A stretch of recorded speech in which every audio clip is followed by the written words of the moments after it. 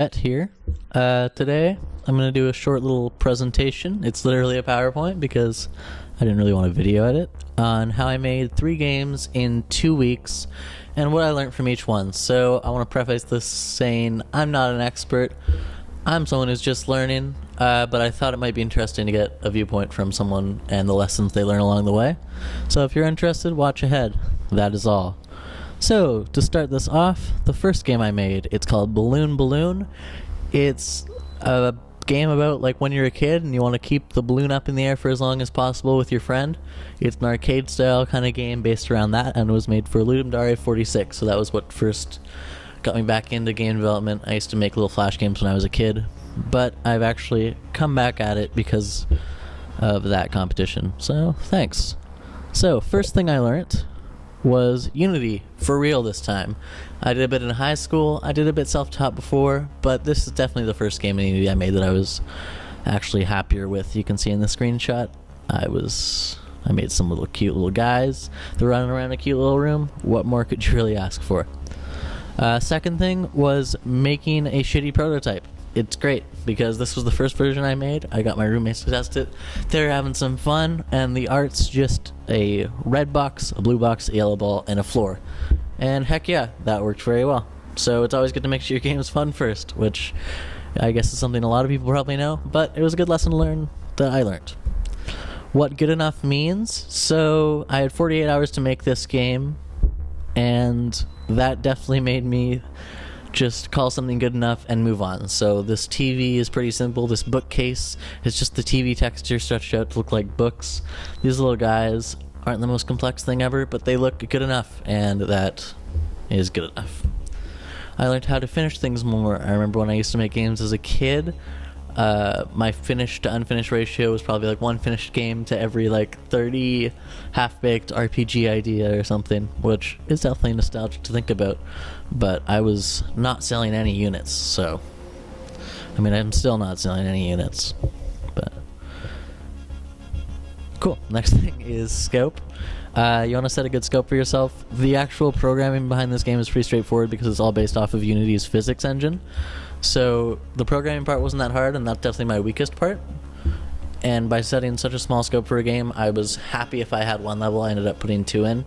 I was able to finish something and polish something within the deadline. I actually finished this at probably around hour 29 or 30, and then I kind of just took a break because I had only slept 6 hours, but I'm happy with what I finished. And lastly, there's no such thing as a real programmer, which just means I think everyone has these ideas in their heads of these uber programmers who don't Google anything and they do everything from memory, and I don't think that's very realistic. I think in this day and age you can just Google something and find out the answer, especially if you're a hobby person. It doesn't matter, you don't have to worry about yourself. Sure, it might be better if you had a better system set up behind your game, but if it works and you're the only one that's going to see it ever and it's fun, who cares, you know? This game definitely wasn't the cleanest code, but it works, and I think it's pretty fun despite some of its shortcomings.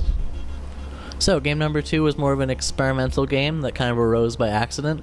I was, before this, testing out some prototypes for other games that were like first-person games where I had all these like big ideas, and obviously I had not yet learned to scope myself. I was a fool. I hadn't thought about what I could actually get done. So after giving up on those for a while, I just made some cubes on a screen, and I made them like play notes when they hit each other randomly, and I thought that was kind of cool, and I thought it was a cool narrative device to frame a story. So I made a short little 10-minute game in about 20 hours, and it was fun, and it's something that I finished. So the lesson is keep creating. Even if you feel discouraged, you don't know where inspiration's going to come from, these little cubes bumping into each other inspired the game. So I think anything can. Know your strengths. I'm good at audio, and I'm good at graphics, at least like simple graphics, and I'm okay at programming. So with that in mind, I wanted to make something kind of audio focused because I thought it would be like a cool little tool, and that led to something. So know your strengths and incorporate other areas of your life into game development, and maybe some game development into other areas of your life, because having a bigger pool to take water from, I don't know where that metaphor is coming from, is always good. And tag your game. So this game was tagged like horror, story, experimental on itch.io, and it got decently popular. It's the most, I'm doing air quotes, successful of my games. It has like 1,000 views and some comments, and people seem to like it a lot, which I thought was very cool. It even got a Let's Play, which was very special to me. I'm sure some people maybe wouldn't be as impressed, but it's always really cool to see somebody playing something that you made that isn't one of your friends. And I think part of that was tagging it because horror is a very, very popular genre on itch.io, that it got more of a word of mouth out there. Yeah. And know your audience. This kind of ties into the last thing I said. Itch has like a pretty big horror experimental crowd kind of thing, or like they're way more open to experimental games than say like Newgrounds.com, where this was also published. A lot of people there were just like, this is kind of stupid, these are just cubes that move around, which is fair. It's a fair criticism. I think it's not correct, but I think it's fair. And different websites definitely have different receptions to different types of games, which is a very interesting thing to think about. And publish on all platforms you can, because you're going to get the most exposure that way. My first game I only published on itch.io, and I think it got less players because of it, because maybe that would have been better suited to Newgrounds. You know what I mean? So publish everywhere you can to try and get the most audience possible, because you're the only person that wants others to play your games basically when you start. So it's up to you to push it onto people that hear it. I think I saw a talk which I thought was a very good point, where the speaker said, and I'm sorry I forget their name, your game is definitely somebody's favorite game. You just have to find that person. Like, everyone's into like weird stuff, you know? So somebody likes it. Somebody is their favorite, and then once that person's favorite game, they're going to tell their friends, and it's going to do a train reaction, and you'll make tons of money and be very famous, and you'll be very happy. And you'll finally feel fulfilled. And also, explore new genres. It's always good to try and make things out of your comfort zone. I hadn't really... This was pretty easy, also programmatic to program as well. But it was definitely a different thing than like the arcade-style game I made last time. This was more of like an experimental art game, and it's always good to improve your skill sets. This one taught me a lot about like making sounds in Unity and stuff, and just telling a story very simply, which I thought was a good lesson. And also, last but not least, this is definitely very important, explain your game as fast as you can. In my last logo I made, these are the logos that I put up on the website, I didn't have like a little description in the bottom, and I think that helped a lot, because people look at the logo and they're just like, oh, so that's what this game is about, you know?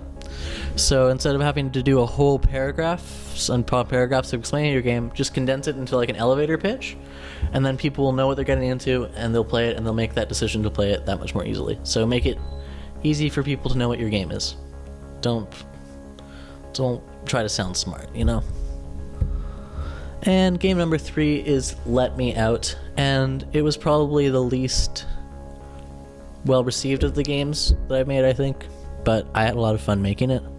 It's a horror room escape, and I've never really made a puzzle type game before, so that was the most challenging part for me, designing puzzles, but I think that's a really good lesson and a thing to learn. The lessons I learned for it were focus on the biggest asset first. So, like I said, I'd made a few abandoned prototypes in between these other games that I'm not showing. One of them was like a first-person type game, so I already had the first-person controller already scripted in, so I had to drop it in.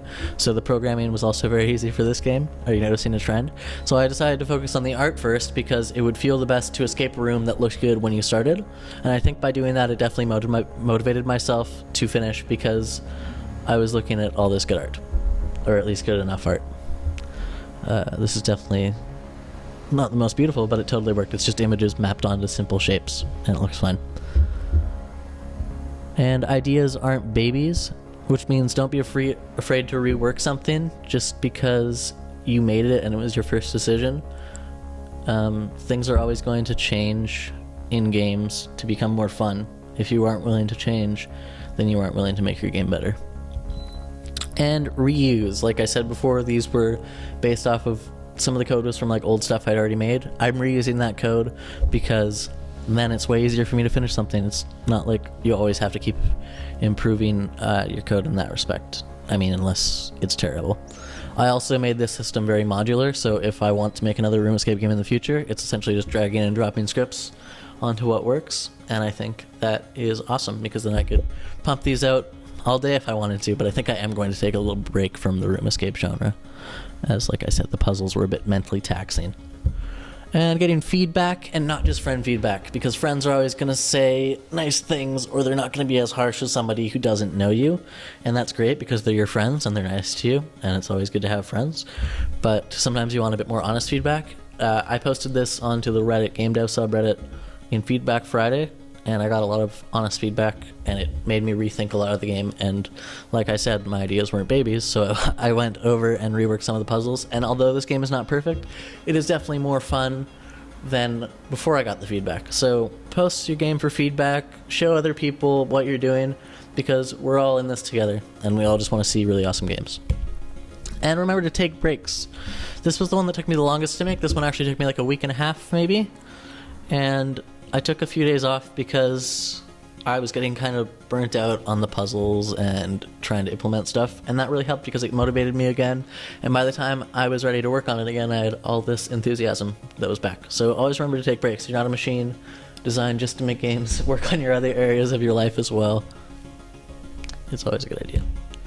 And play similar games. So before I started this, my frame of reference was me playing point-and-click games on Newgrounds when I was a kid. And that's kind of what I based this game off of.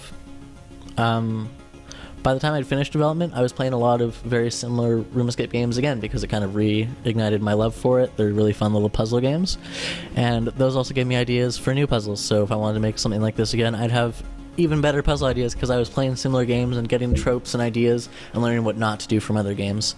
So it's always great to play similar games and get a good frame of reference, because I think the thing you naturally want to do is not play games that are like yours, because you will compare them to it and it'll kind of hurt your ego. But if you just let yourself play these other games, they'll actually help in the end.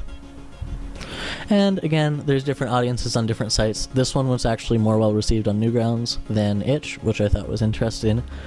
And a few people have followed me on Newgrounds because of this game specifically, which is kind of crazy, because